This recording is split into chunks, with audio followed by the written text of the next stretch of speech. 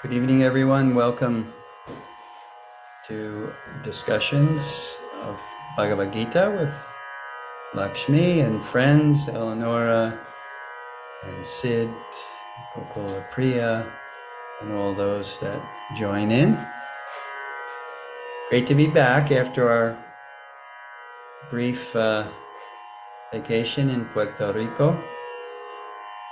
So we're very enthusiastic to begin where we left off, chapter 9. It's a very exciting chapter of Bhagavad Gita. It's entitled The Most Confidential Knowledge.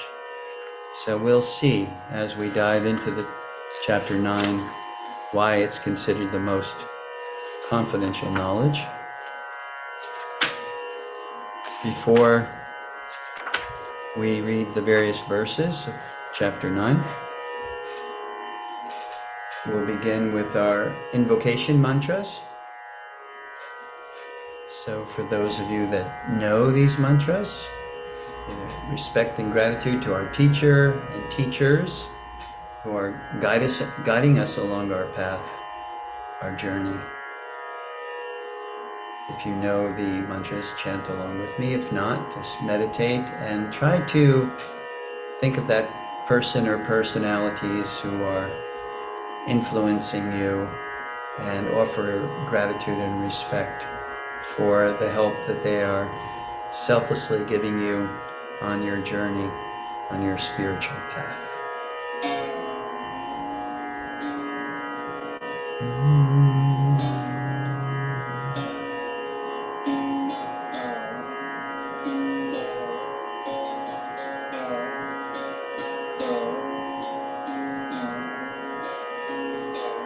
Om Jnana Timaranandasya Kananjana Shalakaya Chakshuro Militam Jena Tasmai Sri Gurave Namaha Sri Chaitanya Manobhistam Stapitam Jena Bhutale Swayam Rupa Kadam Mayam Tadati Swapadantikam Namao Vishnu Padaya Krishna Prestaya Bhutale Srimate Bhakti Vedanta Swami Niti Namane Namaste Saraswati Devi Gauravani Pacharine Nirvishesha Shunyavadi Pastatadishotarine Sri Krishna Chaitanya Prabhu Nityananda Sri Advaita Gadadhara Sivasadi Gaurabharinda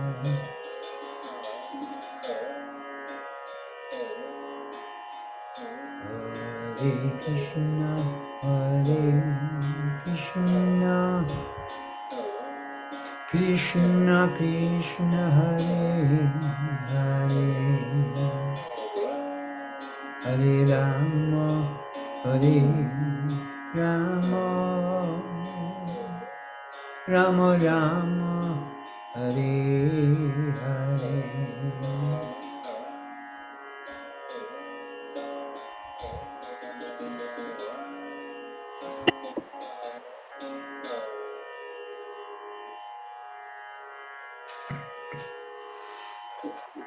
Om Namo Bhagavate Vasudevaya. Om Namo Bhagavate Vasudevaya. Om Namo Bhagavate Vasudevaya.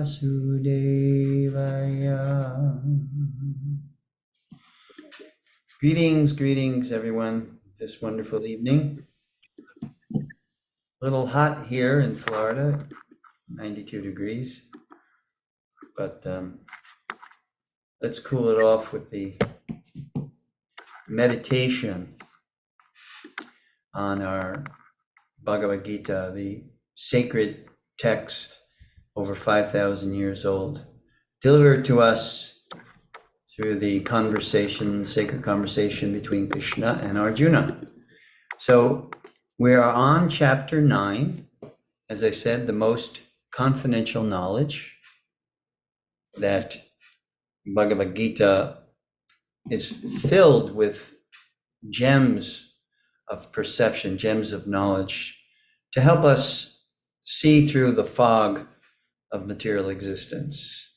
Quite often we get so wrapped up in what we're doing in the here and now that quite often we forget about the purpose of life. What is our purpose of life? I mean, for most thoughtful people, it is there. That question is always there. But sometimes we get lost in the hubbub, the doingness of this world rather than the beingness. So let us begin. Chapter 9, text 1. This is probably one of my favorite verses because, as I said, there are 5 layers of instruction in the Bhagavad Gita. The first layer of instruction is practical instructions. For instance, when Krishna talks about in the first chapter why there is degradation in society, he tells Arjuna, or well, actually Arjuna is the one who is saying there's degradation in society because there's no protection. We're not protecting our children, we're not protecting our women, we're not protecting ourselves from our own craziness, we're not protecting the elderly.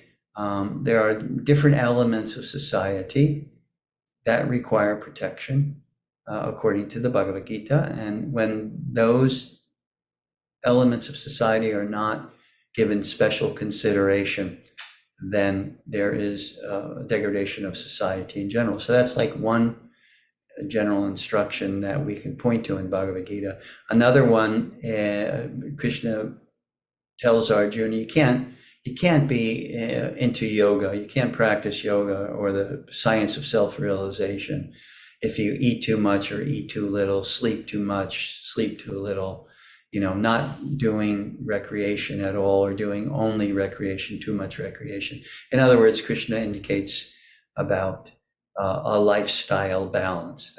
So that's another example of practical instructions in Gita.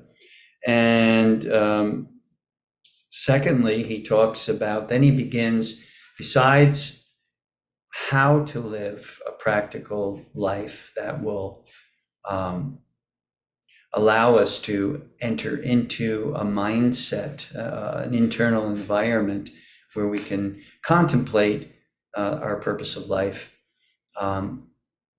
Krishna begins to instruct Arjuna right in the second chapter that we are Brahman, that there is the material dimension of our existence and Brahman dimension of our existence, or the spiritual dimension of our existence.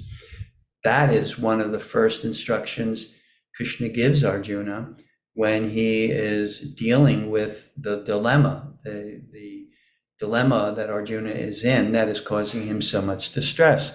And we realize, I think, that we have so many different situations that we are placed in that cause us our distress. So we have challenges in life and how to deal with those challenges. And the second level of instruction that Krishna gives, he informs us that really the contemplation of our existence as only these bodies is a great cause of distress and anxiety. So therefore, he instructs about what is Brahman, or the Brahman state of existence. Brahma Bhuta Prasanatma, na sochati, na kamchati. That Brahma Bhuta platform, the platform of being in Brahman, understanding our spiritual nature. Then what happens? Na sochati, na kamchati. We're not in distress or in anxiety. Third level, the third is even more secret than that. And Krishna reveals that there's actually a soul within the body, and then there's a divine soul that accompanies the individual soul within the body.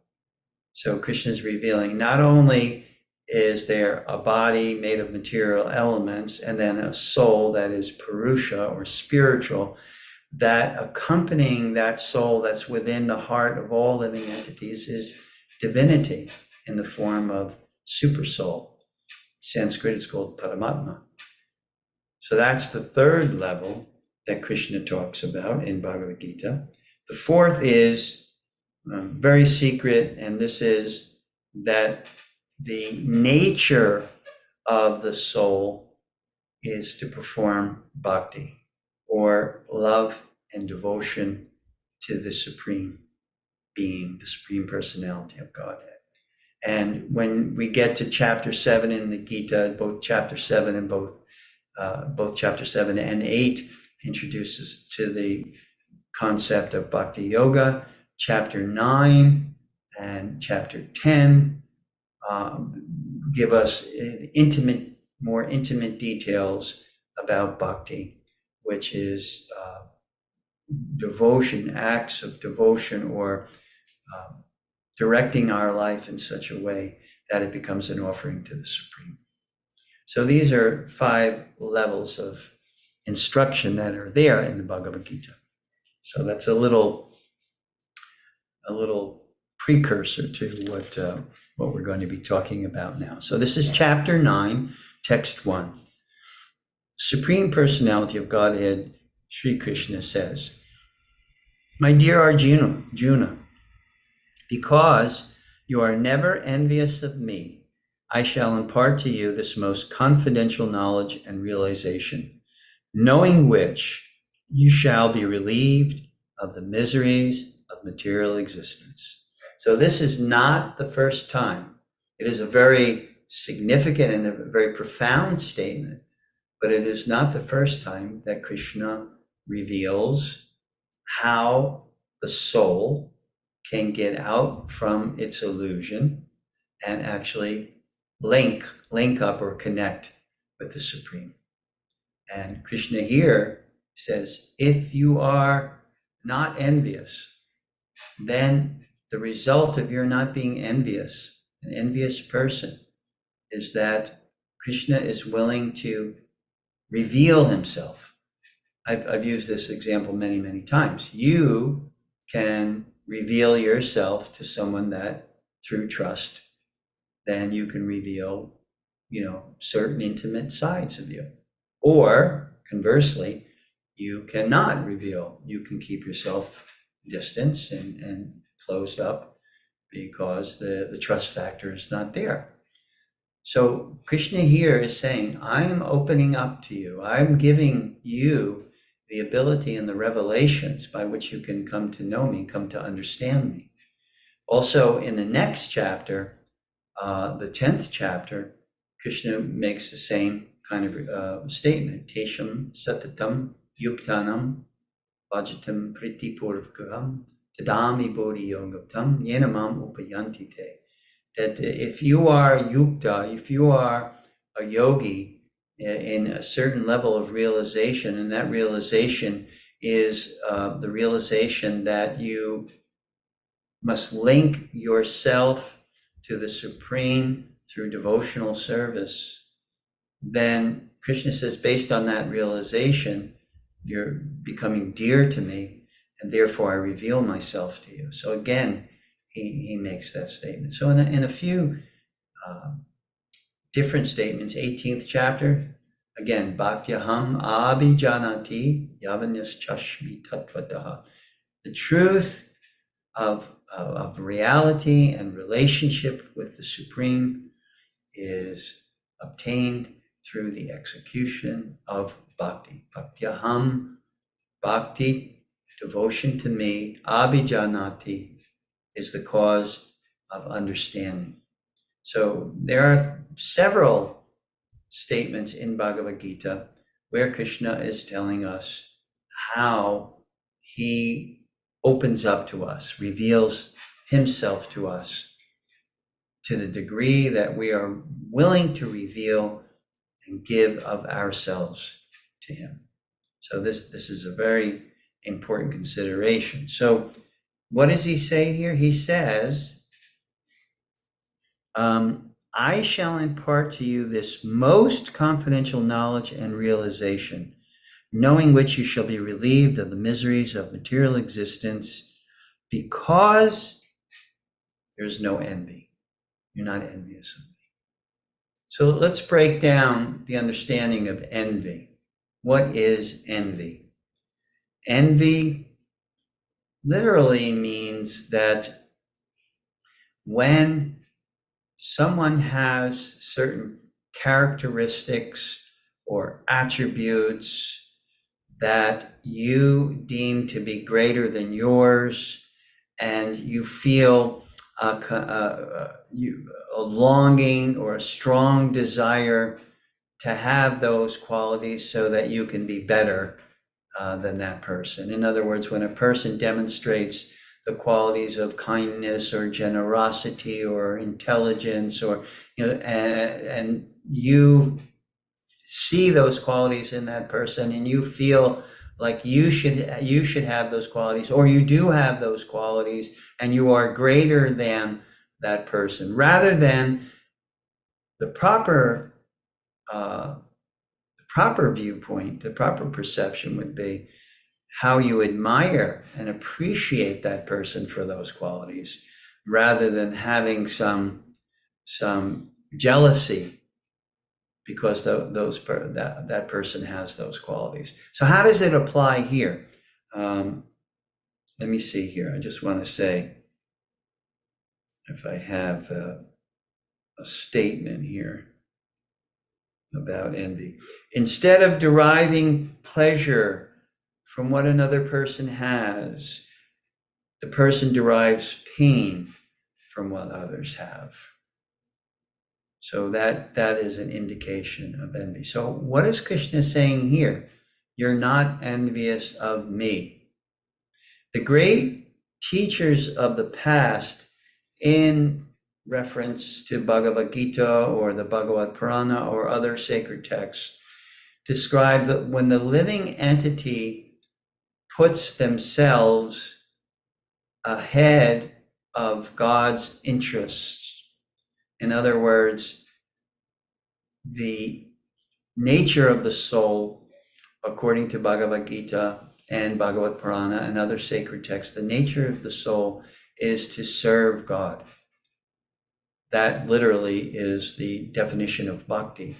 That means that we have a mindset or a mood of service to God. Now, if we honestly and objectively look at ourselves, that we see, and there has been scientific research, psychological research on this, that people are happier when they give rather than receiving. They've done research at Harvard University and Tufts University on this very specific point. And the conclusion of their research is that when people are in a giving mindset, they are happier than when they are in a receiving mindset. And we see that people are in general, most people are charitably disposed. Even people who are not very wealthy, you'll see them giving to someone that's in dire straits. I've seen this, many times when I lived in Puerto Rico, and I used to take my wife to work. She worked at San Juan City Hospital, and at this light right before the hospital, there would be a man there begging for, coin, and we would see that no matter who the people were in the car, they could be driving a new Mercedes, or they could be driving a very old car. People in general were inclined to give something.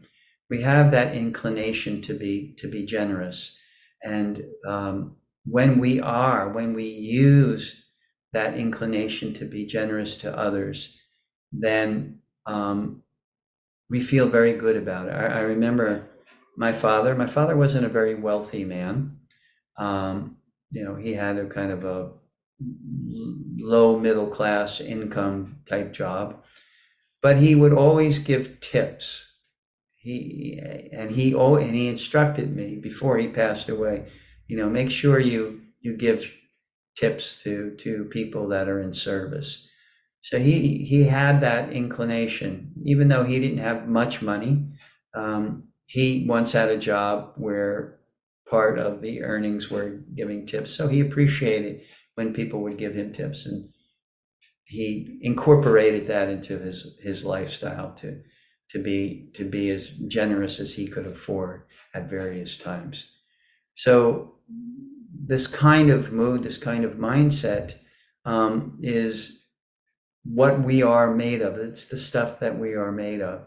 And envy is quite the opposite of what we are. Gratitude, generosity, kindness, friendliness.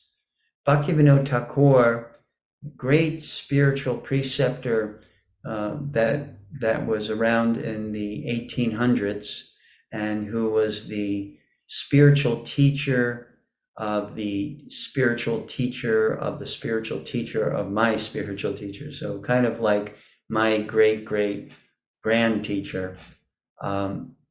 He, in his very wonderful book called the Chaitanya Shikshamrita, he describes that the qualitative nature of the soul is kindness and mercy and generosity and friendliness. These are attributes of the soul. And so when we are able to come in contact, in union with our true nature, the nature of the soul, these qualities naturally manifest. So envy is not the attribute of the soul. Envy is a conditioned state when we are under the influence of the ahankar, or the false ego. And we, as a result of being under that influence, then we become the center of the universe. In other words, we develop a perception that is me-centered, that I am in the center of the universe, and everything is meant for my pleasure and my enjoyment. Narcissism is probably the heightened state of that mindset. Everything I do is the best. Everything that is accomplished should be for me and for my enjoyment.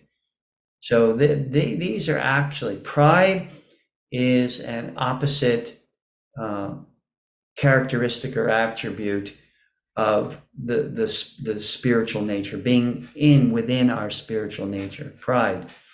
Alexander Pope, and his one essay on man, he said, "In pride our error lies." And I read that way back in 1971, and it stuck, even that I wasn't fully committed to my path at that point. But that statement really stuck with me, and I've seen in my sojourn on my spiritual path, and in my studying of sacred texts, and what are symptoms of spiritual advancement. Pride is one of the greatest blockages on one's advancement. So when we see pride, we see envy, we see greed, all of these are great blockages in terms of our advancement. So an indicator of advancement, envy is another one. Envy, greed, pride, well, these are all indicators of a material mindset. And thus, as a result of material mindset, we have material perception. We see things not as they are, but we see things as we are. That's one of the directives that comes from having a material mindset or a self-centered mindset. When we look at the world, we project based on where we're at, where we're sitting. So this envy, and if I read it again, instead of deriving pleasure from what others have, the characteristics or whatever they have, whatever they've earned or achieved in the course of their life, if we derive pain from seeing that, oh, why do they have that?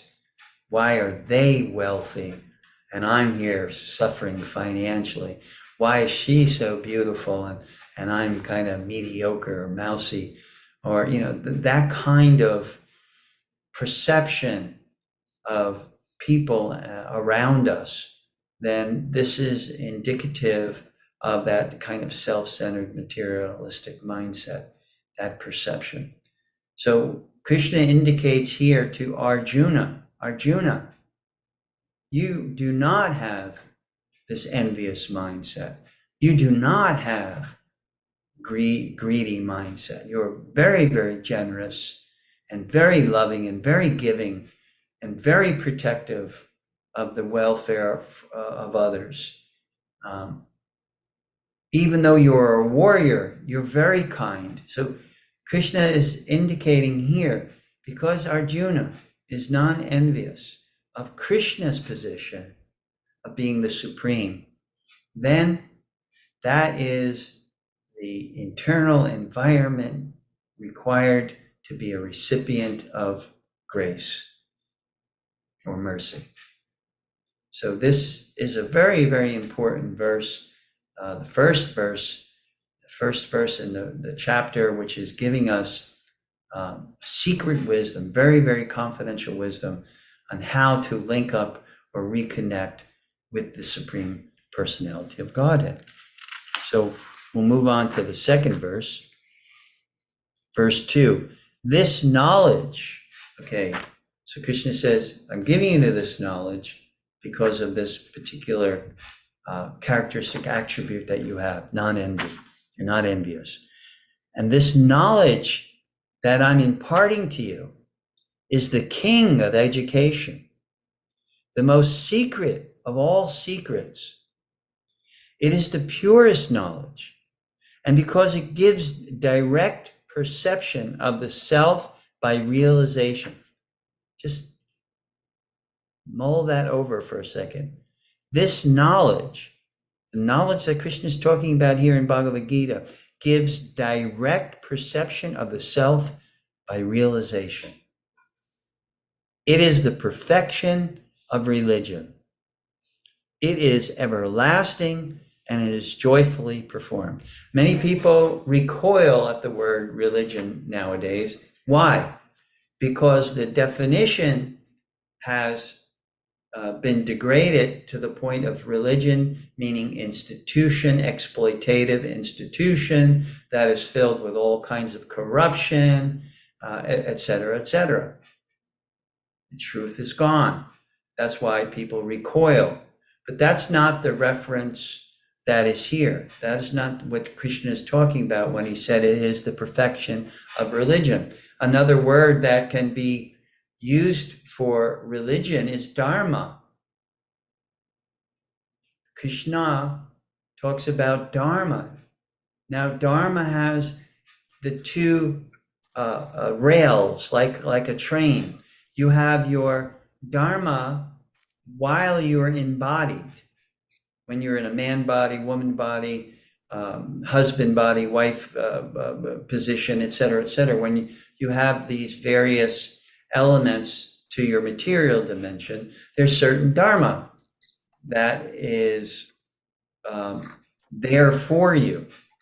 And if you live your material life in a dharmic way, if you ride that rail of dharma, where you're dutiful, you are responsible, you are kind and loving and generous, if that if those are the qualities that you incorporate into your life, your day-to-day existence, then that dharma allows you to align with the laws of the universe, where we live in this universe, and this universe has laws.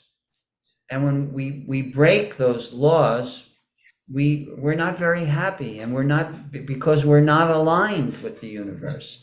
And therefore we do things which are contrary to the laws of the universe and suffer.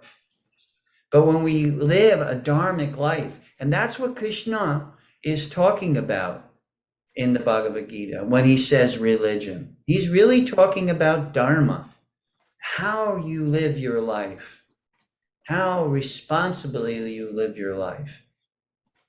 So that's why he says it is the perfection. This knowledge is the perfection of that dharma.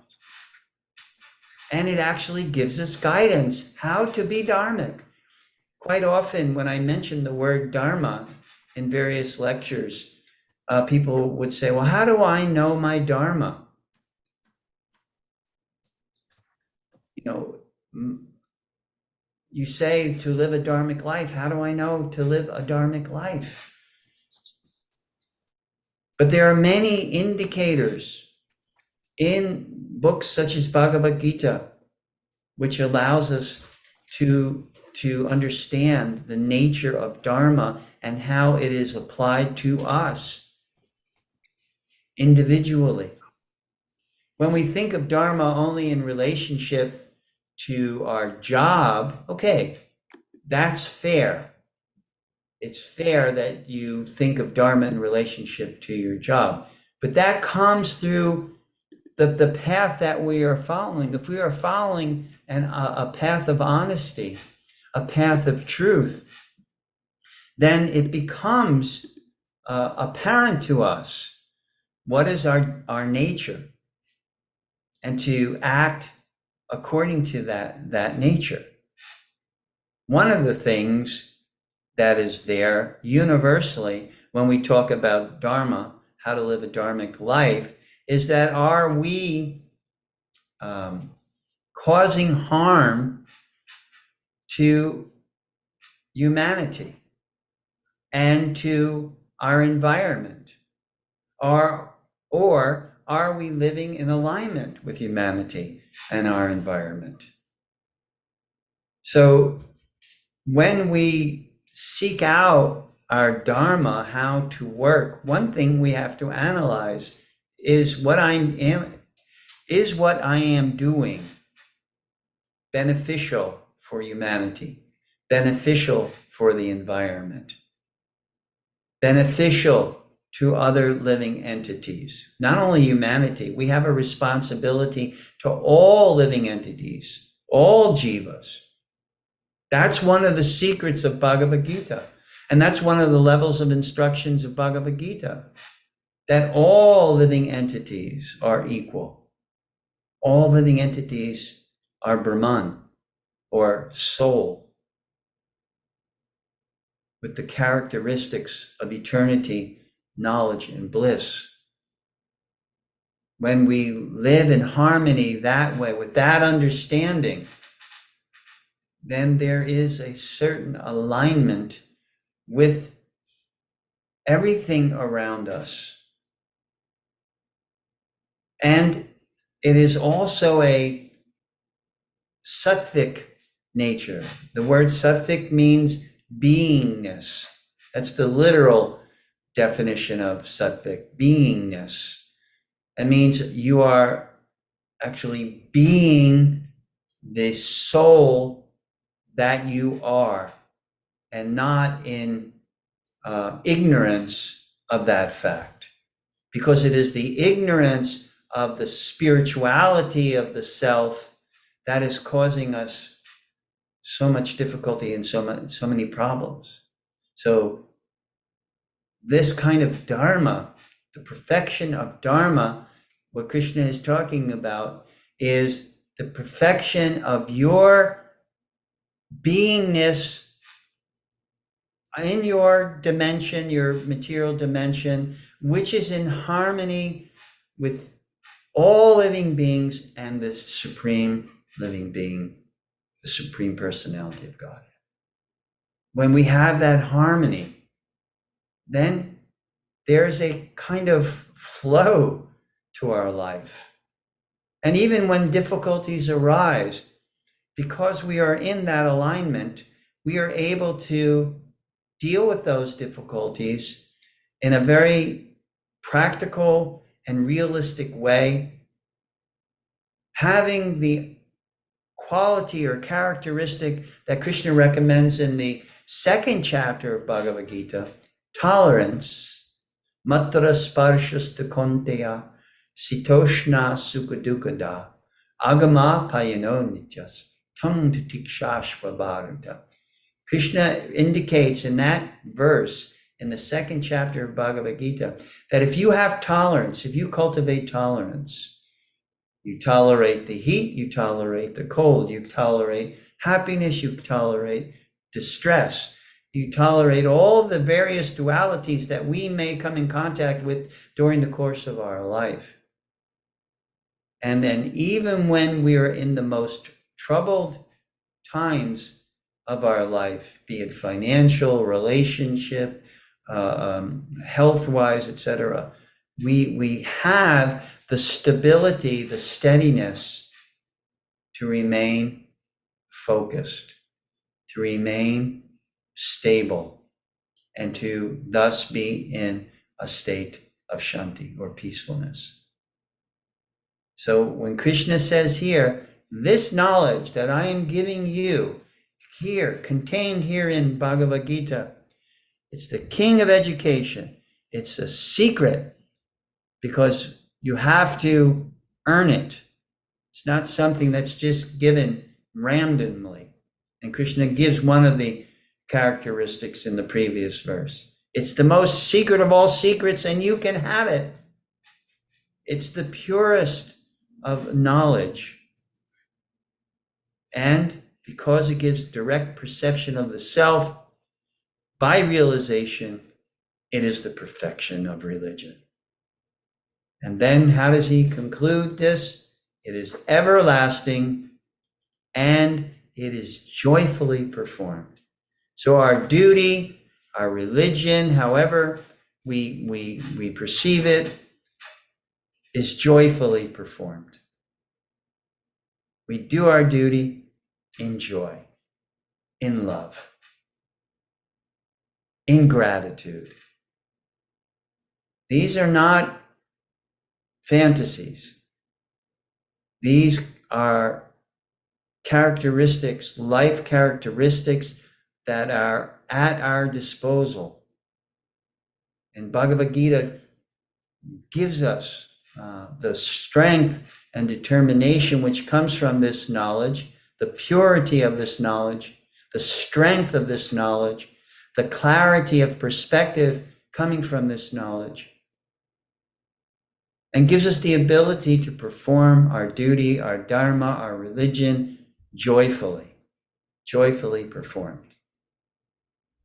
Isn't that something that we want? Text 3. Those who are not faithful in this devotional path, this devotional service, cannot attain me, O conqueror of enemies. Therefore, they return to the path of birth and death in this material world. So hearing Krishna saying, faith is a quality, a characteristic of the soul. It's a matter of where you repose your faith. That's it. If you repose your faith in something or someone which is temporary, then what does Krishna say here? Therefore, they return to the path of birth and death. But if we repose our faith in the Supreme, understanding that Suridam Sarva Bhutanam, Krishna says in Bhagavad Gita, I am your best friend because I am always there. When you're taking your birth, I am there in the presence of Super Soul. And when you're taking your last breath, I am also there. And then beyond your last breath, when the soul departs the body and moves on to its next destination, I am also there. So Krishna is saying in every and any circumstances, I'm there for you. I got your back. So where do you want to repose your faith? If you repose your faith in something or someone that's temporary, then the result will be repeated birth and death, the wheel of samsara for the soul, the eternal soul. 4, this is text 4. By me, in my unmanifested form, this entire universe is pervaded. All beings are in me, but I am not in them. We've discussed that the Supreme has different dimensions of existence, eternal existence.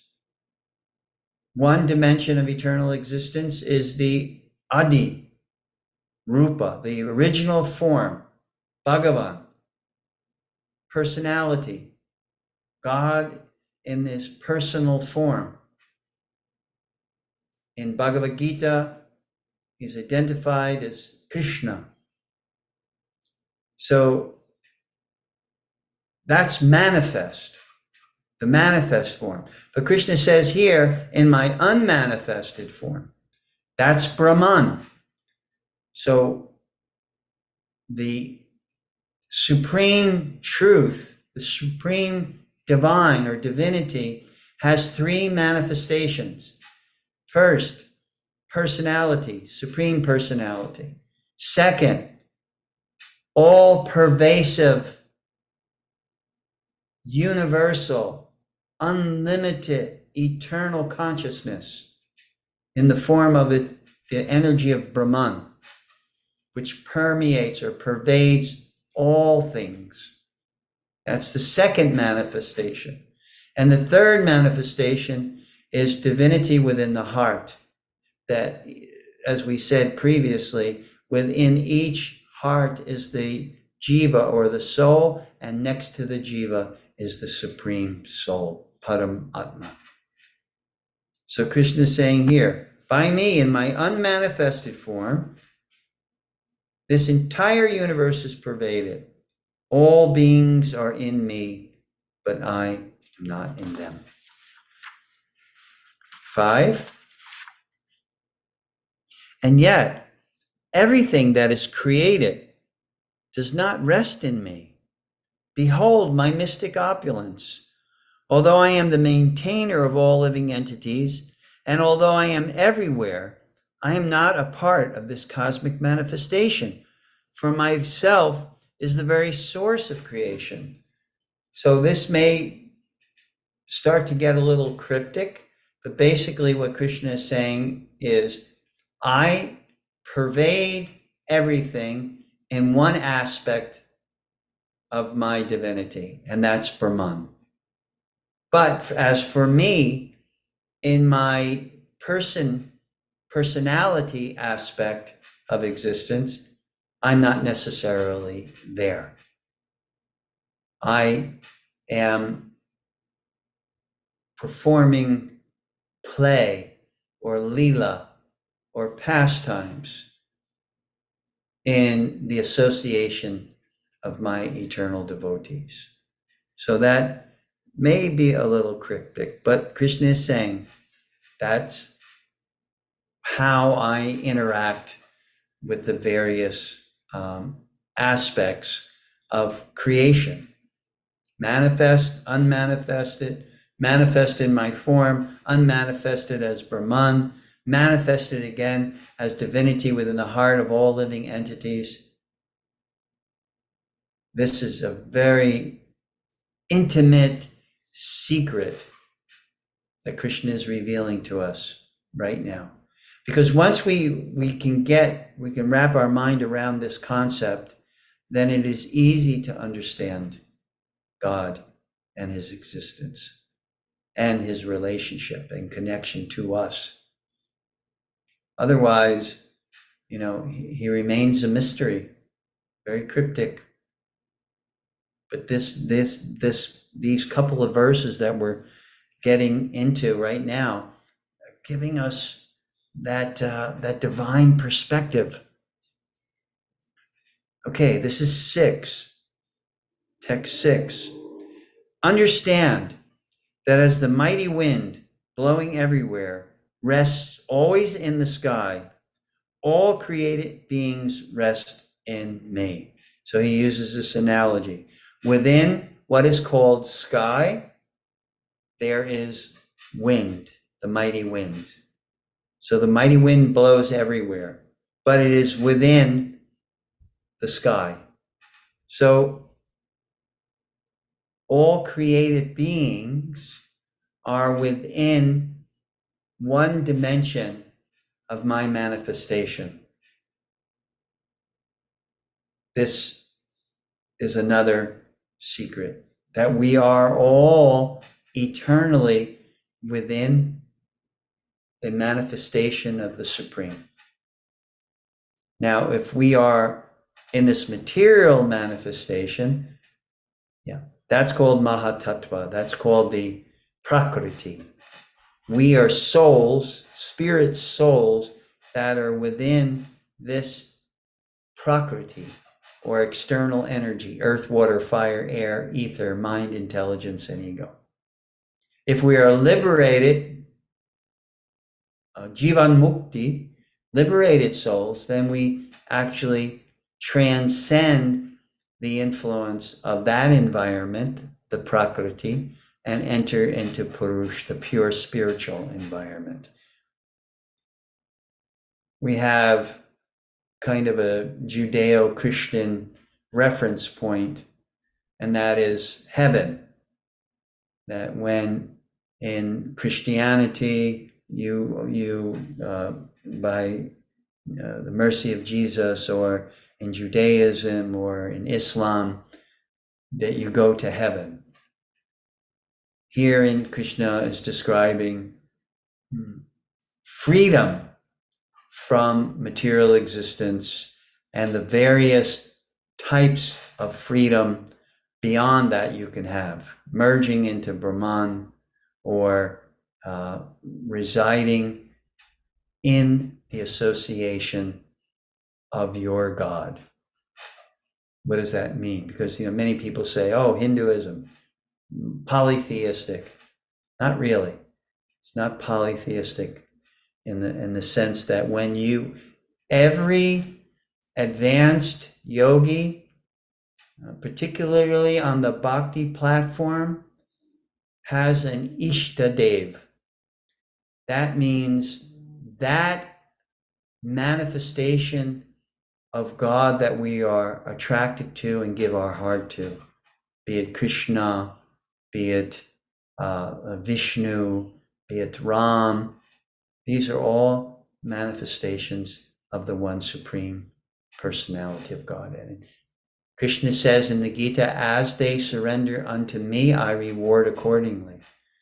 So there is a love relationship very specific to Krishna, and in relationship to Krishna, very intimate, very confidential. And there is a love relationship with Ram that is more formal. And there's a love relationship with Narayan that is even more formal. So they're not polytheistic in that sense. It's just a matter of who our heart is attracted to. That Ishtadev, that that personality. So let's move on to text 7. O son of Kunti, at the end of the millennium, all material manifestations enter into my nature, and at the beginning of another millennium, by my potency, I create them again. 8. The whole cosmic order is under me. Under my will, it is automatically manifested again and again, and under my will, it is annihilated at the end. So Krishna is describing the material manifestation has its destruction, its dissolution, and then it manifests again. Why? Because the soul, who is incomplete in its journey and in its recognition of relationship with the Supreme, has to continue its journey in separation of the Supreme. So the whole cosmic manifestation is to facilitate that. It's to facilitate our journey back to being connected in our eternal loving relationship with the Supreme. So Krishna says, again and again, it manifests. There's creation, there's manifestation, and ultimately deterioration and annihilation. And this is a cycle that's repeated again and again and again. And Krishna here is saying, and I am the source. It is by my will that this all takes place. Text 9. O Dhananjaya, all this work cannot bind me. I am ever detached from all these material activities. See it as though neutral. 10. This material nature, which is one of my energies, is working under my direction, O son of Kunti, producing all moving and non-moving beings. Under its rule, this manifestation is created and annihilated again and again. So hearing Krishna is again saying, this manifestation, this material realm, it has its creation, its duration, and ultimately its annihilation. And that is the cycle of the material elements that are also part of the Supreme, but very different, very distinct. As Krishna indicates in the 7th chapter, earth, water, fire, air, ether, mind, intelligence, ego. These 8 comprise my energy, which is called Prakriti, or has action, has evolution, and has deterioration. So the whole cause of that movement, prakritic movement, krit means action. That's what the root word for karma is, krit. Kriya yoga, action yoga. Karma, action reaction.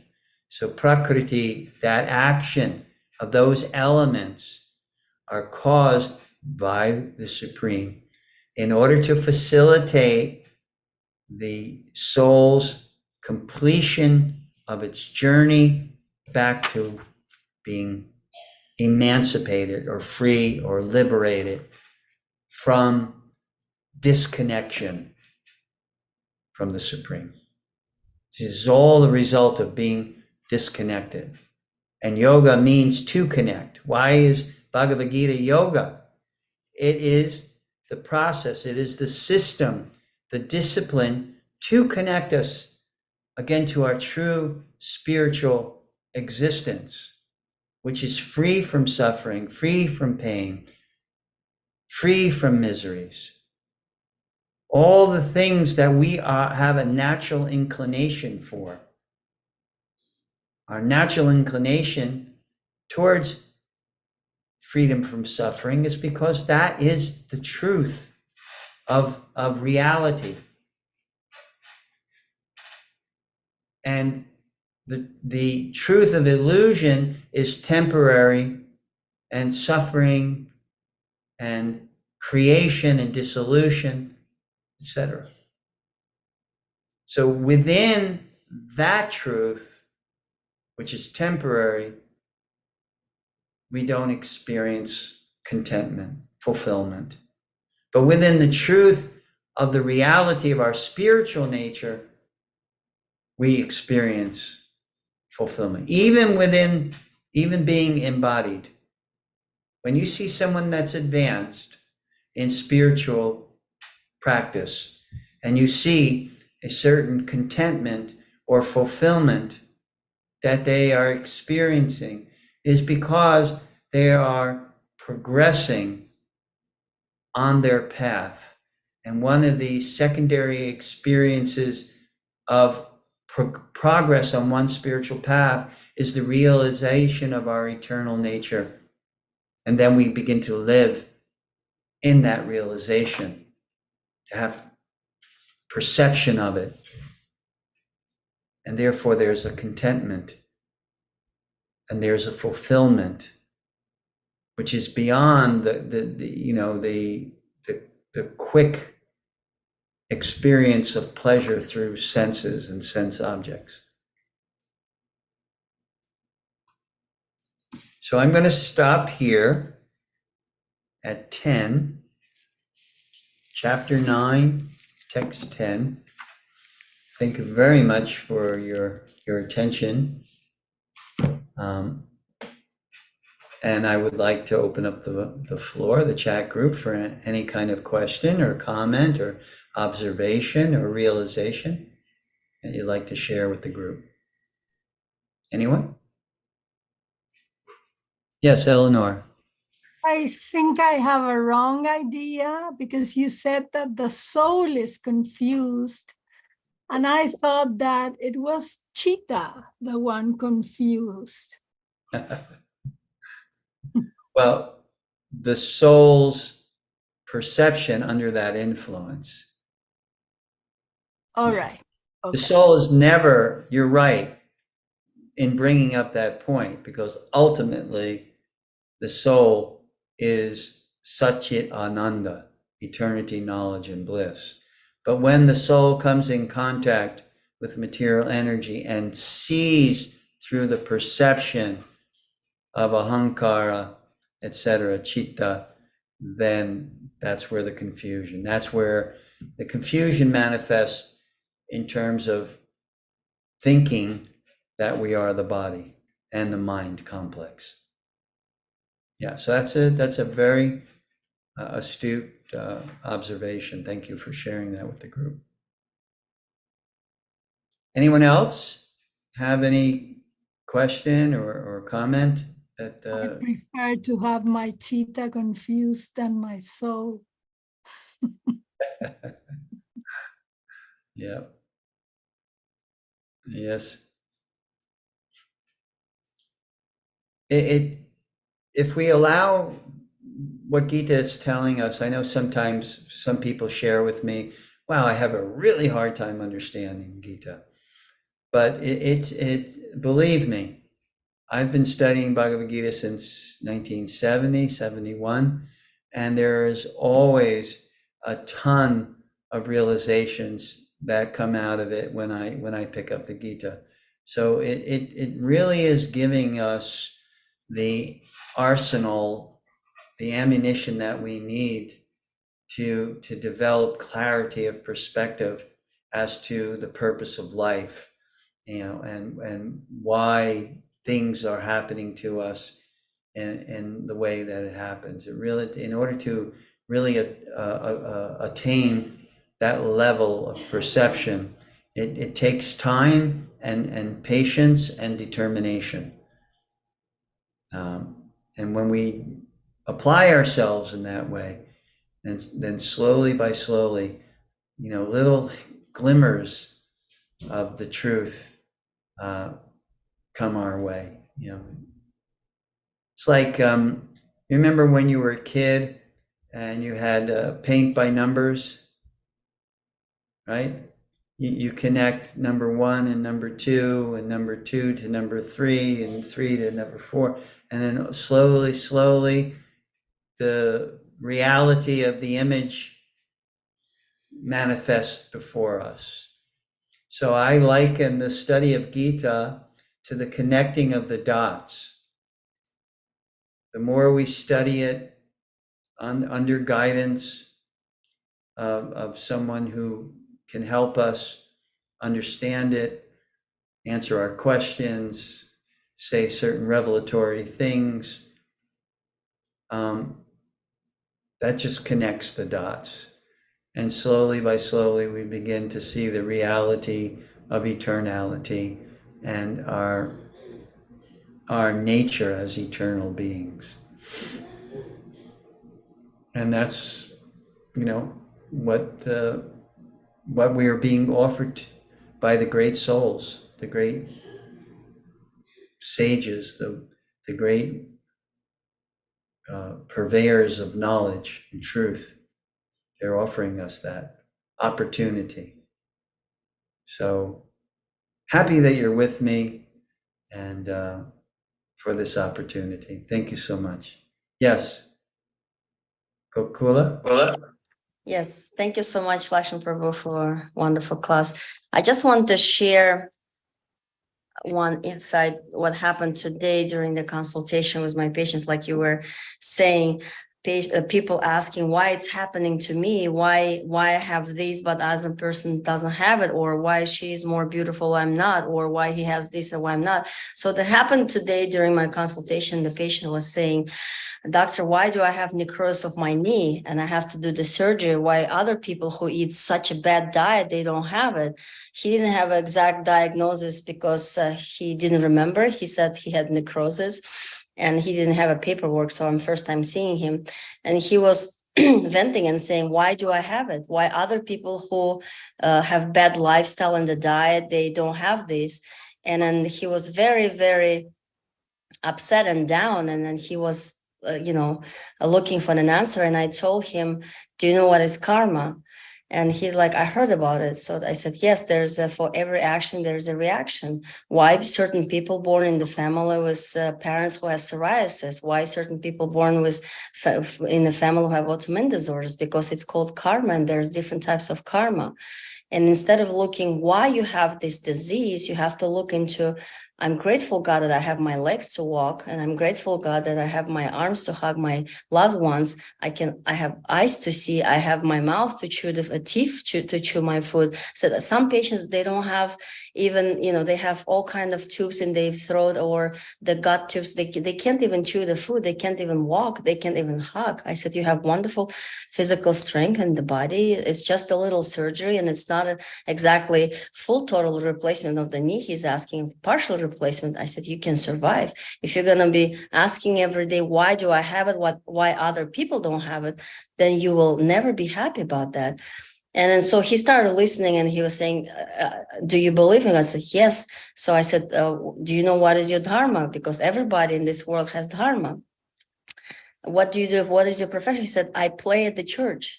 So I said, so you connect to God, you can just talk to him and do your dharma, do the beautiful music and play for people, for the benefits.